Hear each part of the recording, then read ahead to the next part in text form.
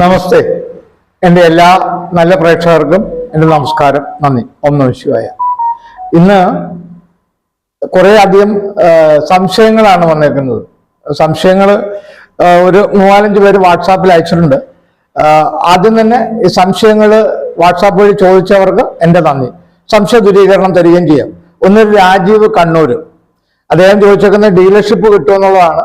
അതിനോടൊപ്പം അദ്ദേഹത്തിന് യോഗ എഴുതിയിട്ടുണ്ട്. എന്തായാലും ചായ കുടിക്കാൻ ചായക്കട വേണ്ട എന്നുള്ളത് ഓർമ്മയിരിക്കട്ടെ. എന്നാൽ തന്നെ ഡീലർഷിപ്പ് കിട്ടാൻ സാധ്യതയുണ്ട്.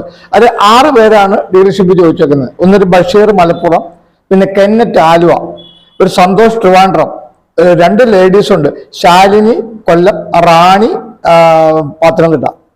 നമ്മുടെ കമ്പനിയുടെ ഡീലർഷിപ്പ് കിട്ടാൻ വലിയ പ്രശ്നങ്ങളൊന്നുമില്ല. നിങ്ങൾ അറിയേണ്ടത് എപ്പോഴും കനാബിസ് അഥവാ ഹെമ്പ് പ്രോഡക്ട്സ്, അത് മെഡിക്കൽ കനാബിസിന് കാശ്മീർ മുതൽ കന്യാകുമാരി വരെയുള്ള എല്ലാ സംസ്ഥാനങ്ങളിലും നമുക്ക് ഡീലർഷിപ്പ് കിട്ടും. അത് ആയുഷ് സർട്ടിഫൈഡ് ഡീലേഴ്സിന് കിട്ടുമെന്ന് മാത്രമേ ഉള്ളൂ. നിങ്ങൾ വേണ്ടത്, നിങ്ങൾക്ക് ഒരു ആയുർവേദ ഷോപ്പ് ഉണ്ടായിരിക്കണം.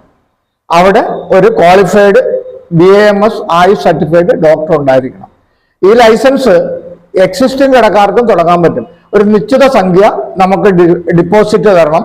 അതിനോടൊപ്പം ഒരു നിശ്ചിത സംഖ്യക്കുള്ള സാധനങ്ങൾ 3 മാസത്തിനുള്ളിൽ നിങ്ങൾ പ്രൊക്യർ ചെയ്യണം. ഇത് മാത്രമേ ഉള്ളൂ നമ്മുടെ ഡീലർഷിപ്പിന്. പിന്നെ സൂക്ഷിക്കേണ്ടത്, ഷെഡ്യൂൾഡ് E1 മെഡിസിൻ കാറ്റഗറി വരുന്നതാണ് നമ്മുടെ കനാബിസ് അല്ലെങ്കിൽ ഹെമ്പ് പ്രോഡക്ട്സ്. അത് ഇപ്പം ഇത് മാത്രമല്ല, ഉമ്മം അല്ലെങ്കിൽ കുന്നിക്കുരു, ഇതൊക്കെ ഷെഡ്യൂൾഡ് E1 മെഡിസിൻസ് ആണ്. അതേ കാറ്റഗറി വരുന്നതാണ് ഹെമ്പ് മെഡിസിൻസ്.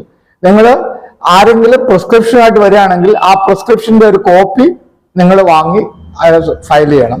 അതിനോടൊപ്പം നിങ്ങളുടെ ഡോക്ടർ ഏതെങ്കിലും ഒരു പേഷ്യന്റ് വരികയാണെങ്കിൽ അവരെ നോക്കിയിട്ട് ഈ മരുന്ന് അവർക്ക് ആവശ്യമാണെങ്കിൽ പ്രിസ്ക്രിപ്ഷൻ കൊടുക്കുകയാണെങ്കിൽ അതിൻ്റെ ഒരു കോപ്പി ഫയൽ ചെയ്യണം. ഇതാണ് മെയിനായിട്ടുള്ള നിബന്ധന.